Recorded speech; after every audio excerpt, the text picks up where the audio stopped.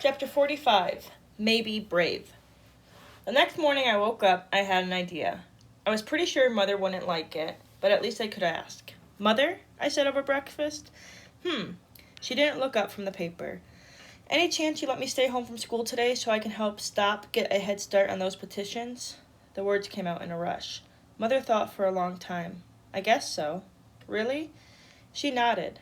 In fact, I think I might call in sick myself and give you a hand. I was too shocked to say a word. Unless you'd rather go with Miss Winthrop, Mother said, suddenly very interested in her toast. No, I said. I'd rather go with you. Mother smiled. Does this mean you think it's okay if Judy goes to school with Negroes now? I asked. You know, said Mother, I think it does. 2 hours later, we went up and down our street and had a handful of names on our petition. Old Miss Chapman was the first one to sign. Turned out, before she was married, she was a music teacher. Miss Madison, the mother of Jill, the little girl I'd taken trick-or-treating, was a different story. Mother barely got out what we were doing before Miss Madison started to scold us. Maureen Nisbet, what is a smart woman like you doing with a group like this? Mother was flustered. Well, Deborah, I don't think... I'm ashamed of you, Maureen, supporting those communist race mixers. Mother took a deep breath. If you would just listen to what Miss Madison slammed the door in our faces. Well, I never, said Mother, which was about as close as she ever got to swearing. A few hours later, I saw Sally and her mother walking down as well. I waved and ran to meet Sally in the street. You're working for Stop, too? I asked. Sally stuck her nose up in the air so high a bat could fly right in. Of course not, she sniffed. We're with Cross. What's that? The Committee to Retain Our Segregated Schools. We're working to keep the schools segregated. Oh, I said. I guess I thought after what you said at the skating rink you'd... Sally grabbed my arm and pulled me away from where our mothers were, trying to pretend they just realized they were on opposite sides. Truthfully, said Sally, I don't much care which side of the issue I'm on, as long as I get to skip school and get new clothes. Mother brought me this. She pointed to her new sweater set. Just in case a TV reporter comes by and we get on television, I want to look my best. Pure Sally. Oh, I said. Well, good luck. With getting on TV, I mean. As I walked off, Sally called, Hey, Marley. I looked back at her. Good luck to you, too, said Sally. Thanks.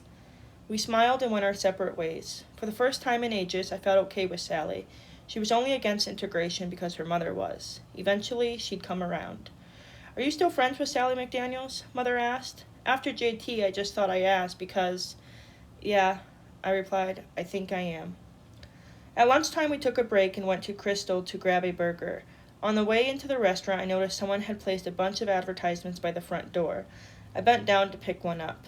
It was a card inviting us to join the KKK. What is it? Asked Mother. I handed the card to her. She bit her lip. Daddy found some of these in a newsstand last week. She glanced around. Quick, let's pick them all up.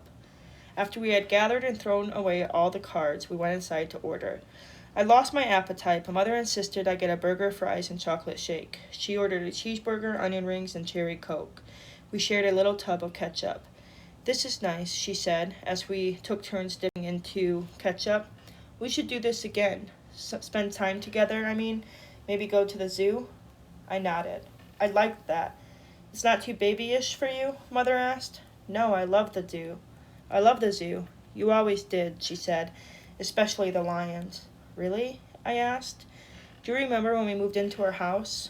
Asked Mother. I shook my head. You had just turned 4. It was our first night in the house, and the lions started roaring.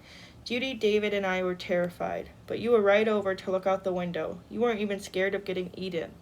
You wanted to see them. I was only 4. I didn't know any better. No, you were brave, like I said at the PTA meeting. You were just giving a speech. No, said Mother. I meant it. I finished the last of my chocolate shake. Brave? That was crazy. But if you had told me Mother would ever let me skip school, I would have said that was crazy too. Brave? Maybe I was. The next day at school, JT had a black eye. He kept his head down all day, but I saw it. We all did. After math, this time I cornered him in the hallway. What happened to you? I asked. Red. Your brother hit you? JT shrugged. Not the first time. Why don't your parents do anything? I didn't tell them. They think I ran into a tree. I was pretty sure they didn't believe that. Why? I told you. Red thought I betrayed him. I hadn't, but... He gestured for me to come closer. The dynamite is locked in the trunk of his car. I saw it this morning, and he saw that I saw it. He pointed to his eye. He said if I say anything to Mother or Father, he killed me. JT bit his lip, but he didn't say anything about telling you. Thank you, JT. He nodded. Sally and Nora walked up then, and we jumped apart. What's wrong with you two? Sally asked. I shook my head and ran off. As soon as Daddy got home, I told him what JT had said. Daddy frowned but called his friend at the police station. His face was grim when he hung up. They already searched Red's car. There was nothing there. He moved it, I said. Maybe, said Daddy. Or maybe JT was mistaken, or lying to upset you. In any case, try not to worry. The grown-ups will take charge of things. I nodded, but what I was really thinking was, so far they aren't doing a very good job.